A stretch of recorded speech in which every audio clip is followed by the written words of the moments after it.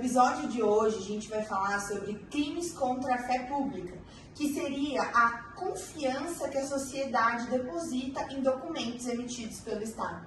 E para isso eu trouxe convidados muito especiais que vão dividir a perspectiva e o conhecimento deles com a gente. O meu primeiro convidado é o José Roberto. Boa noite, José.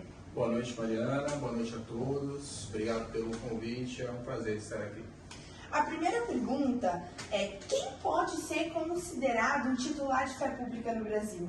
São todas aquelas pessoas que, no exercício das suas funções, elas desempenham procedimentos e emitem documentos que são, tanto pelas autoridades quanto pelo público, a sociedade em geral, são reconhecidos como autênticos, confiáveis, verdadeiros, por esse conceito de fé pública que você acabou de nos trazer.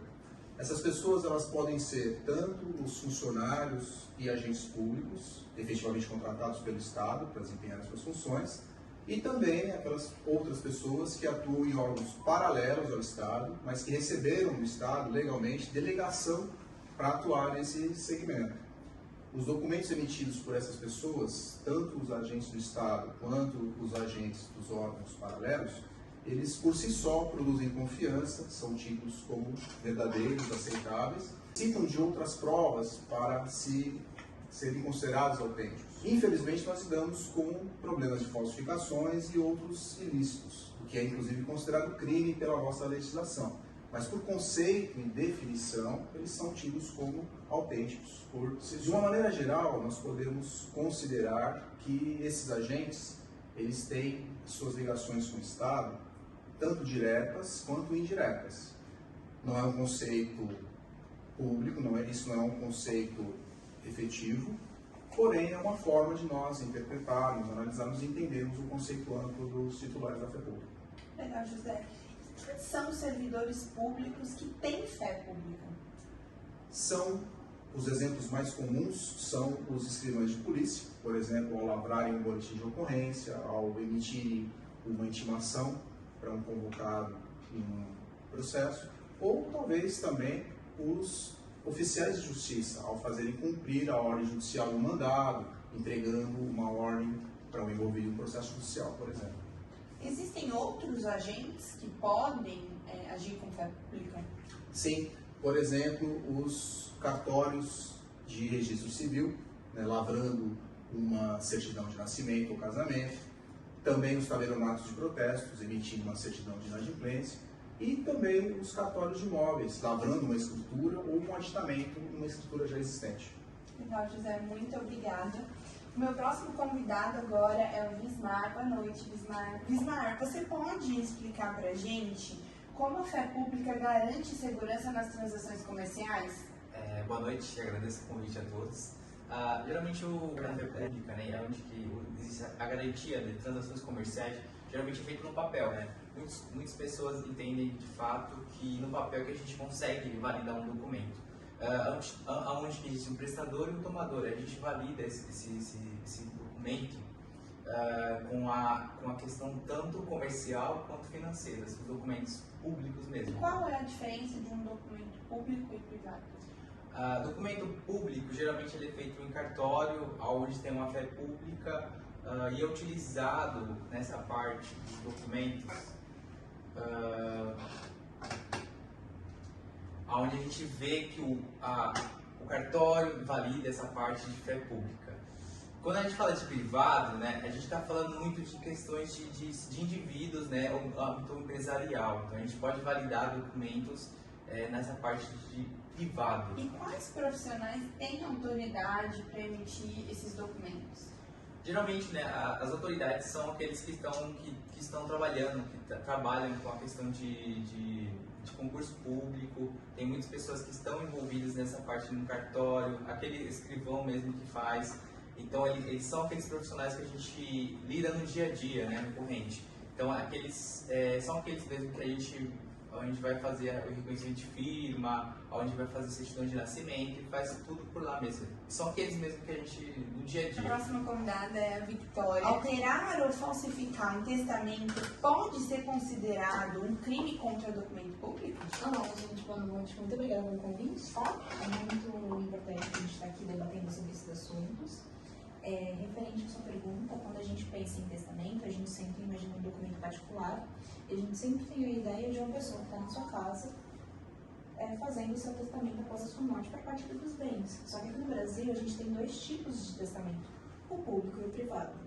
O público, quando o testador ele vai até o cartório, ele faz isso em frente ao tabelião, ele já é um documento público de fato, e o privado, que é justamente esse exemplo que eu acabei de dar pra gente. No privado tem alguns pontos importantes. Para ele ser legítimo, tem que ter 3 testemunhas e ambos têm que assinar o documento. Até o momento ele é um documento privado. Só que quando chega o momento da morte do testador, ele se torna um documento público. Aí entra a questão das testemunhas para poder comprovar que o testamento ele não foi alterado. E não teve nenhum tipo de fraude ou rasura de modificações em um atestado, independente da forma, ele vai ser sim um crime contra a fé pública e ele está tipificado no artigo 297 do Código Penal. Mais um caso que eu gostaria de entender. A gente sabe que falsificar uma moeda oficial é crime. E a criação de uma nota grosseira, por exemplo, uma de R$3, se enquadraria em crime? Depende, mas sim se enquadra em crime, mas depende do artigo. Só o ato de você falsificar uma moeda em curso, seja nacional ou estrangeira, ele já está no 289 do Código Penal, que é justamente a falsificação de dinheiro.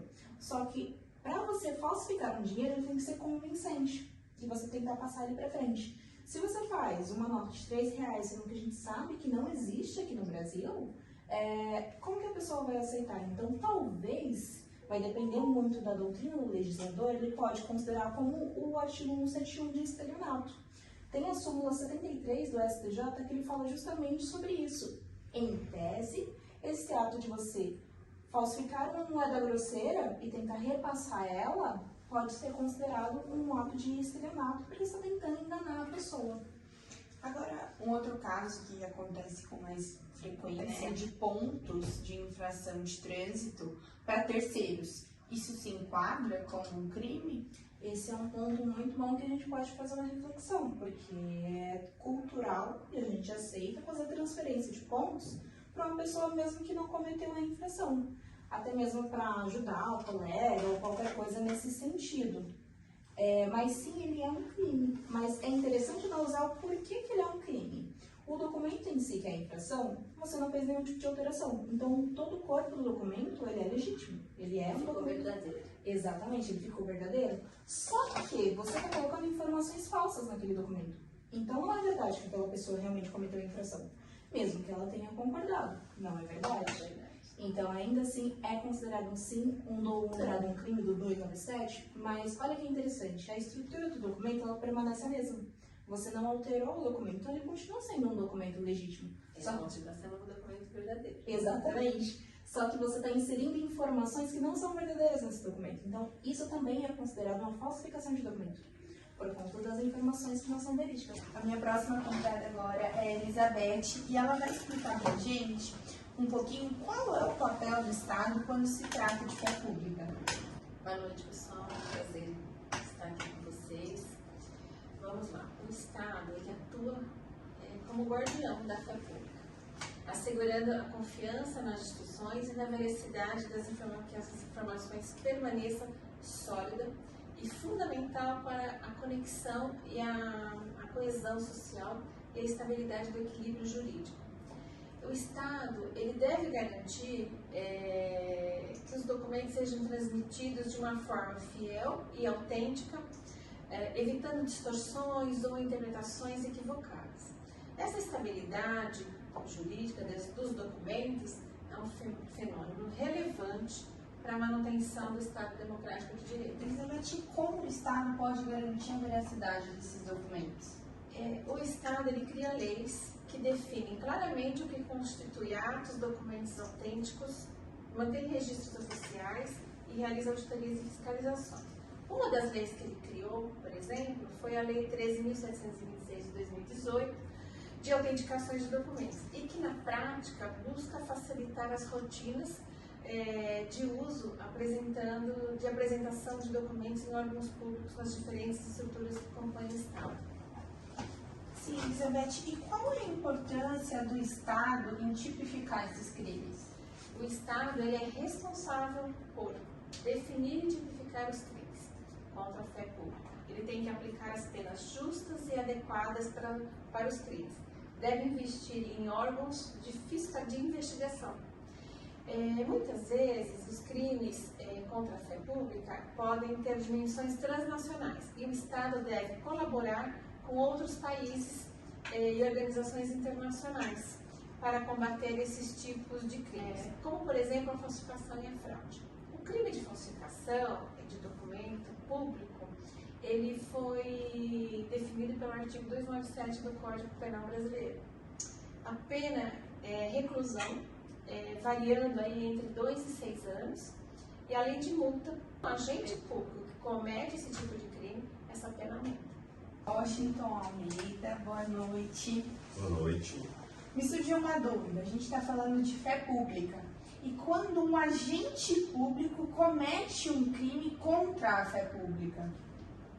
Então, Lorena, essa situação do agente público cometer um crime contra a fé pública se torna mais grave, considerando possuir a função ética e funcional, ser servidor público, e isso ele tem o dever de proteger a autenticidade do documento público e registros oficiais. E,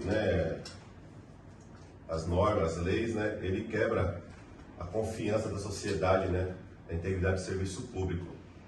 Isso pode acarretar em consequências severas, como sanções disciplinares, tanto na esfera penal como na administrativa. Quais crimes são mais recorrentes em ser cometido por um agente público? Olha, geralmente, ação de documento, uso de documento falso, falsidade ideológica e adulteração de registros públicos, E esses atos comprometem a veracidade das informações, que a sociedade certidões, etc. A gente sabe que existem penalidades criminais, para esses agentes, mas quais são as consequências administrativas? A consequência administrativa do agente público comete, quando contra o crime de fé pública, ele pode tanto responder nas esferas penais, e enfrentar também sanções administrativas, como processos disciplinares, suspensões ou até demissões. Essas medidas visam garantir a responsabilidade ética e legal do agente. Isso é para reforçar a importância e transparência da legalidade no serviço público. Eu desejo agradecer a todos os convidados aqui presentes por agregarem informações tão valiosas e a vocês, nossos ouvintes, e dizer que a fé pública é um pilar muito importante para o sistema jurídico. E isso venha a ser um tema sempre comentado entre nós. Muito obrigada e até o próximo episódio.